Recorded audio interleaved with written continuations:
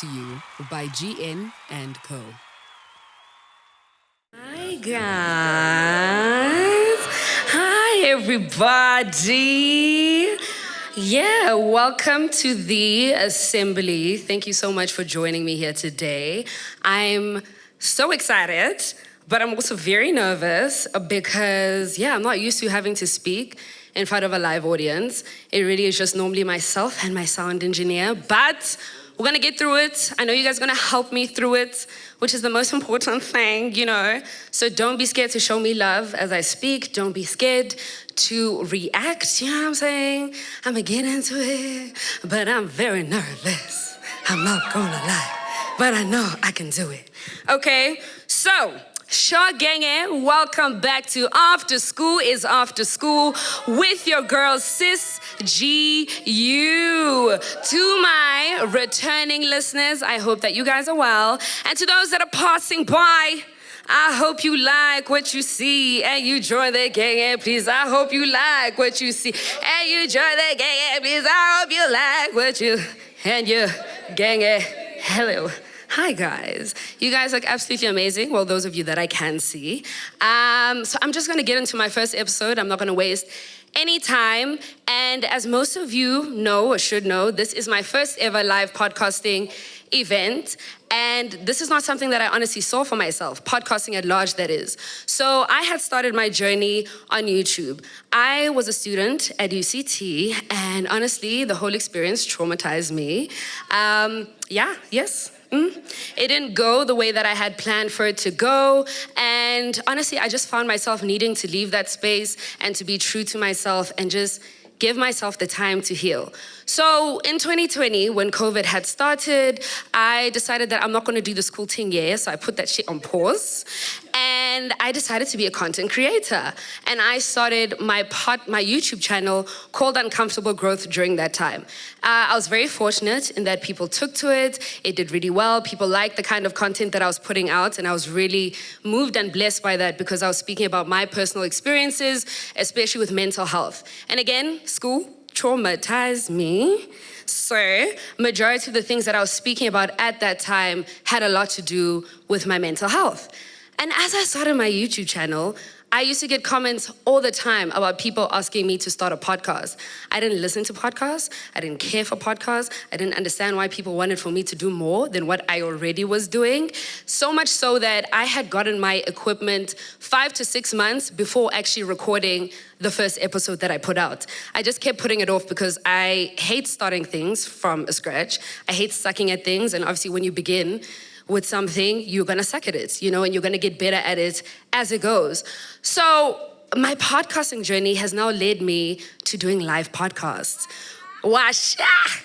And that's not something, again, that I saw for myself, It was an opportunity that was presented to me, and I thought, why not? Like, the gang is always asking to meet me, and people are very receptive of my podcast, so just why not put myself out there and try? And in preparing for this event, which is what my whole episode is about, I realized that in my life, I've had to start over again multiple times. And sometimes you feel like you're only gonna start again in certain aspects of your life. And sometimes you're hesitant to start again because you're so old, you're in this industry, you're so far gone that it's almost impossible, well, you feel like it's impossible to just start again and become a different person and try a different path. And had I not taken a different path, I wouldn't be on this stage today. So I'm forever grateful that I took the leap of leaving school. We're gonna talk about that because there's a way to go about it, right? And just trusting myself and putting myself out there. So my episode today is titled Starting Over Again. I have done this many a times in my life, and I've done so in many different aspects of my life. And today I'm going to speak about the different places in my life where I've had to find myself starting over again. The first thing I want to say is that as I've become older, I've had to redefine my friendships. And I'm saying that because, again, in varsity, I was honestly plagued by anxiety and depression, that with getting older, I've now realized that the way in which I was friendshipping wasn't healthy. I was having an attachment style to my friends which wasn't healthy at all. I was very needy. I needed a lot of reassurance. I needed a lot of their time. And this was fueled by my depression. You know, depression can really make you feel like people don't have time for you. You're unwanted, you're unloved, you're not worth it. So I really had my friends to carry me through that time, which is crazy now that I think about it, because I was 20 years old and they were also 20. Like, what are they doing carrying another 20-year-old's problems? You know, like, they're going to school, they're going to lectures, they're dealing with ain't shit niggas. Like, there's a lot of things that are happening, but I'm also now putting my problems onto them. And I'm so grateful to my friends for being able to carry me during that time, because they did. Like, they made time for me, they reassured me. I even remember whiling at one of my friends and be like, oh my goodness, you didn't send me a morning text, you hate me. Like, that's how needy I was. I needed to know that I was being thought of all the time, which is obviously way too much pressure to put on a friendship. Again, because people have their own lives, you know, their own lives and their own problems. And as I've gotten older, I've realized that the way that I friendship is different. I'm now friendshipping from a healed place. I now understand that my friends are gonna be busy. They're gonna have their own lives. They're gonna have their own plans. They're gonna have their own relationships. They're going to have things that are just outside of me. And I'm going to need to make peace with that. And that's completely okay. And because I'm friendshipping from a healed place, there's no longer that expectation or that need for my friends to carry me the way that they used to. You know, like, I do think your friends should offer you love and support when it gets hot on the block, but like, the homies can't be at my door every day. It's not gonna work, babe. You know, they've really got lives of their own. And I think the beautiful thing about friendship when growing older is the fact that you allow yourselves to have space in the friendship, is the fact that your friends are going to need time to go through their own things, to heal through their own things, and they may not need to talk to you or consult you with every step that they have, right? And then I was further like thinking about this, and I just came to the realization that for you to be able to grow into yourself, you're going to need space. And because my friends held so much space in my life, I feel like I took a lot to the things that they enjoyed. You almost like, you know how you chill with someone or you're dating someone and then you start speaking their lingo, or your honey starts dressing like you, or whatever the case is. I feel like that can happen in friendships too. Like, you're with your friends all the time, so their problems are yours, their interests are your interests. And in order for you to grow as a person, you need to be able to have space in your life and in your friendships to become that. And that's also really hard. The older I'm getting, I'm also realizing that long-lasting friendships are a blessing and that they're not easy. I think as we're getting older, there's this notion that as you're losing friends, you can't keep friends, you're a bad person, just a lot of hogwash. You know, people have a lot to say about this. But the reality of the fact is that because we're constantly changing, constantly evolving, constantly shedding, constantly learning and unlearning, the common ground that you have with your friends may not be there. You know, your friend may go through something and that may in turn call for them to be a different person, call for them to have different interests, and you may no longer have a common ground, and that's completely okay. I honestly think that if we were friends with the people that we started this life with thing, like, I'm not sure about that personally, honestly. And it's been really cool to watch, or rather, it's been really cool to see that God has blessed me with people that I'm supposed to do this walk with and supposed to be on this path with. Because although we have been able to grow in our individual lives, we've still been able to find common ground. And if you grow and you realize that, like, hey, yo, dog, we don't talk about the same things. Like, we don't have this in common anymore. I can't speak to you as easily. You don't understand me as the way that you used to because I'm now in a different chapter or path in my life. Like, that's completely okay. So I've learned to start again in my friendships in that the way I friendship is differently, what I expect from my friends is different, and also I've had to reintroduce myself to the friends that I've had for the longest time because I'm a person that's constantly changing. And if you want for people to make space in your life, even your friends, I don't think it's fair for you to assume that they're going to just know who you are when you're going through these process of shedding. And if you're able to share that with your friend and they hold space for you, that's amazing. Those are the people that are meant to be in your life. But if you're about something else and they're not about something else, like, there's no beef, there's no hate. It's just that we're not meant to be doing this thing together. And I think people need to just make more peace with that, you know? And I've also realized that there are some friendships that help you survive, but there are other friendships that don't help you grow. You know, like, you can help me get through a stage of my life, but now that I'm at a different part of my life, I need something else. I need more. And if you're not gonna give me the space to grow and to just experience life and to have different experiences and come more into myself, then that's okay. Like, it's okay for it not to work.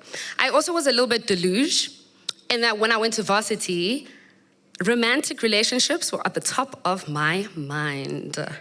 Yeah, scary. I've said this before, I'm gonna say it again. I'd always thought that you go to varsity, you find the love of your life, you get a degree, you get a job, you get married, you have okay? And honestly, there's some people where that it happens for them. And like, God bless them. But maybe there's 5, but God bless them nonetheless. It's like they're so lucky to have had that be their journey. So I came into varsity thinking I'm gonna find the love of my life, get a degree, get a job, have a happy life with them. And because that didn't happen for me, immediately it felt like my life started to shake in a terrible way, because a lot of my self-worth, a lot of my time was being put into romantic relationships and being put into wanting to be accepted and being put into wanting to be the perfect girlfriend, which is ridiculous because at 19, bruh, what do you know, bruh? Absolutely nothing. And when that fell away from me, in the most shocking way possible, not the best, I then found myself pouring myself into my friendships, Naturally, when you don't have a partner anymore, you want to kick it with the homies a little bit more. You have time for them, they have time for you, and I think they just really low-key fill that void. And that's not a problem at all, but again, I found myself giving too much to my friendships because I had a lack of self-love and a lack of self-worth. And I was at the bottom of my hierarchy. So now when I'm looking back at it, I realized that you have to be at the top of that. If you're not taking care of yourself, if you don't love yourself, respect yourself, or value yourself, you're gonna find yourself, 1, in situations that you just have no business being in. 2, you're gonna find yourself subjecting yourself to things that you don't have to be in the name of friendship, especially when you're friendshipping from a space of being depressed and anxious. You just want people who are gonna be there. You want people that are gonna hold space for you, even if they aren't holding the best space for you. At that point in my life, any sort of love felt like real love, just because I didn't necessarily know what it meant to love myself. And I've just obviously now realized that I can't be at the bottom of my own hierarchy. That's ridiculous, bruh. Let's be serious. You have to put yourself first, and in putting yourself first, you then get to have better relations with other people.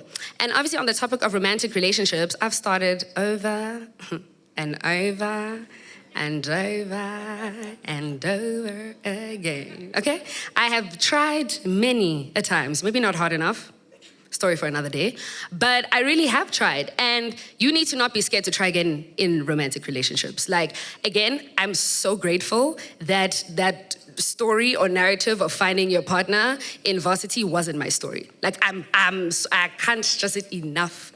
I'm so grateful because I've learned so much about myself in my season of singleness. I've been able to heal myself. I've been able to learn myself. I've been able to find what it is that I like. You talk to who you want to talk to.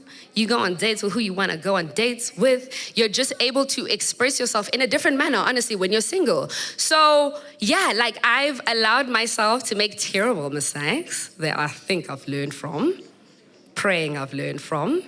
Are we hoping I've learned from them? But I wouldn't take it back. I wouldn't take it back. I also know that people hold themselves in spaces because they don't think that there's better. I know that people hold themselves in spaces because they don't think that there's better.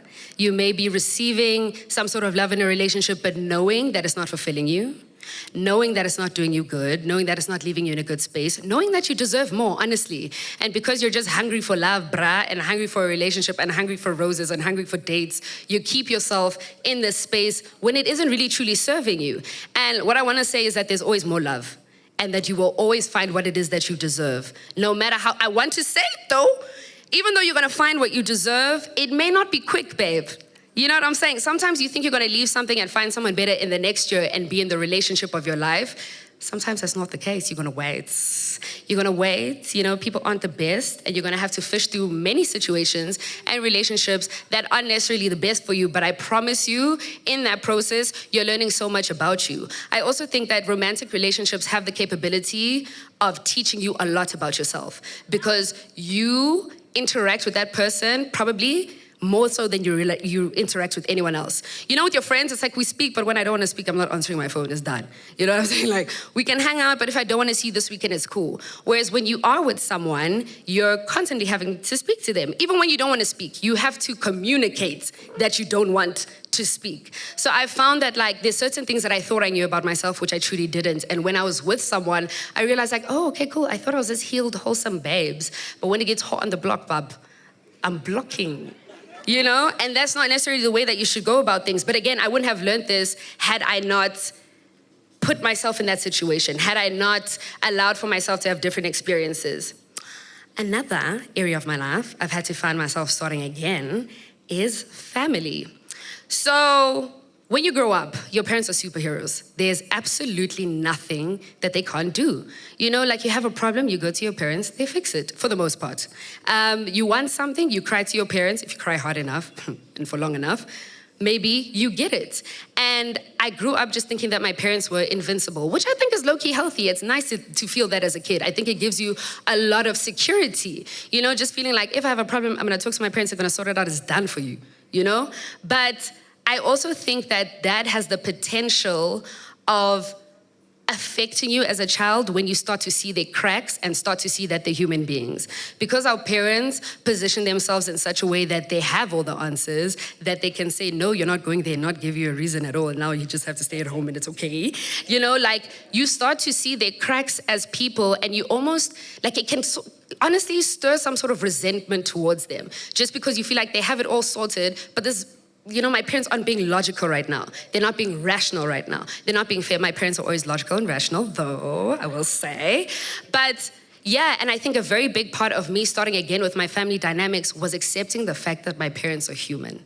Like, they are two human beings that have come together, that got married, that must have jobs, that must provide for their children in this economy, that must then have hobbies, then take care of external family, as well as having hobbies on the side. Like, don't get me wrong, like, I would love to get married one day, but right now, it's just not for the babe. It's too much. It's really too much. Like, my problems alone, I'm good, I'm Gucci. So I think when I started to humanize my parents and realize that they're going through life too, you know, like it's their first time being 30, it's their first time being 40, it's their first time moving to Sandton, it's their first time doing this, you just learn to understand your parents that much more and have so much more compassion for them as people instead of these people that are supposed to have it completely under control.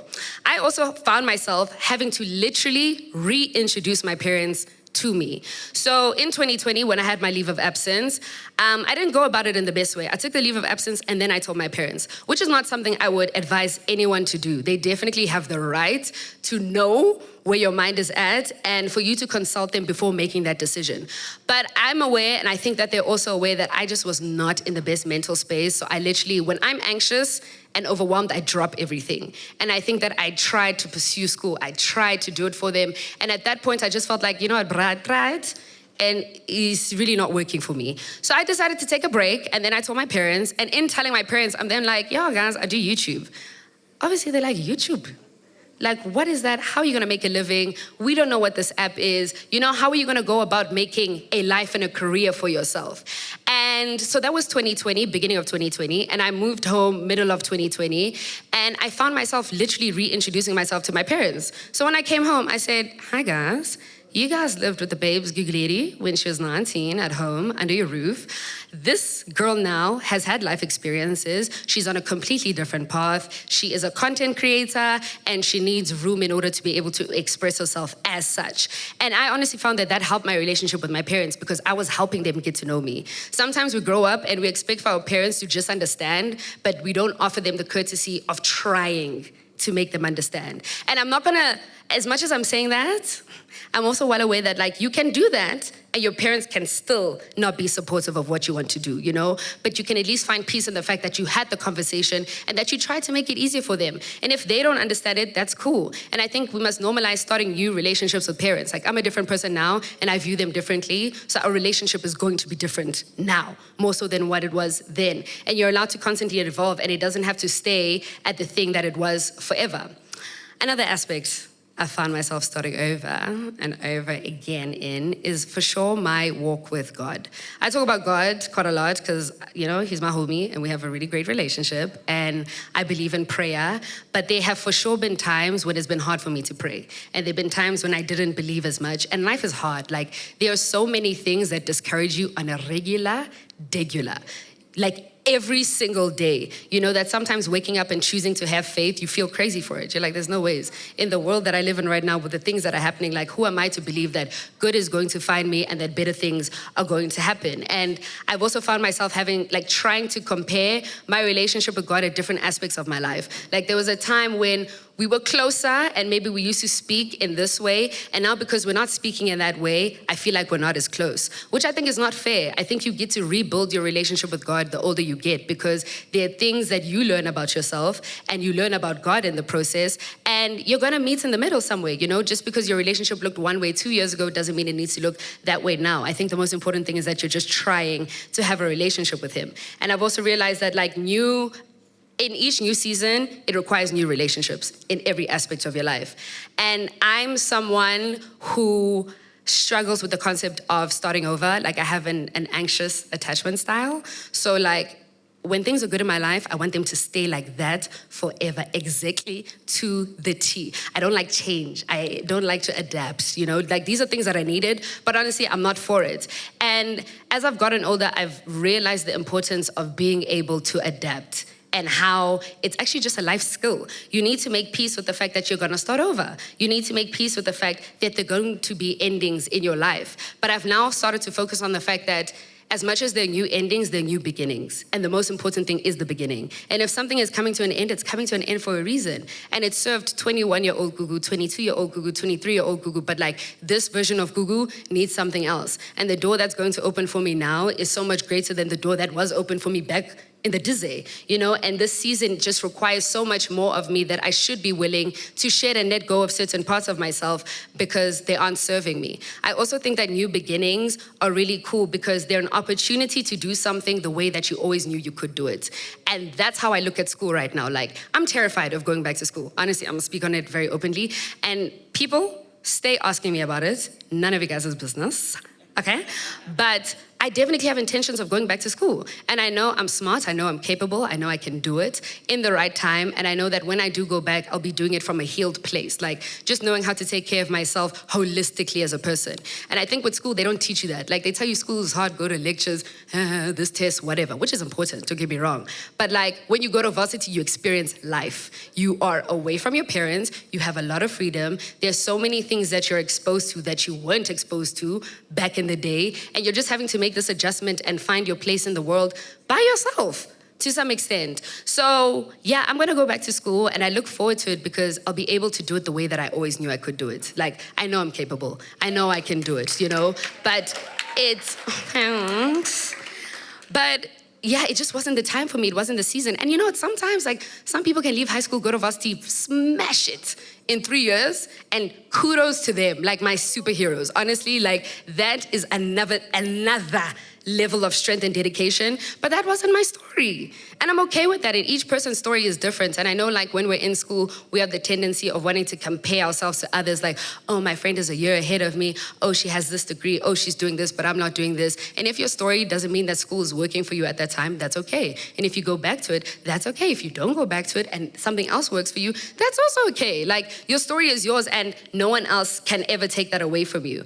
I also know that I've spoken a lot, right? But starting over is scary and it takes a lot of courage. And I just want to say that you should never keep yourself to the past versions of you to please the people that are in your life because you're scared of losing them.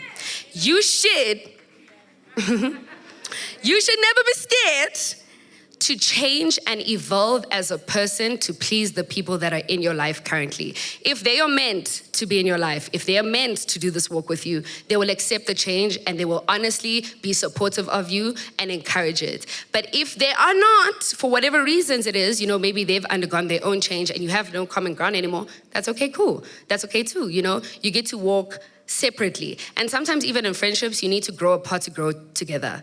Like sometimes you and your friend need to separate so they can do their thing, you can do your thing, and maybe again in future you're able to find common ground again and realize that, okay, cool, like I do miss you as a friend and this was beneficial to me. So you're able to find each other.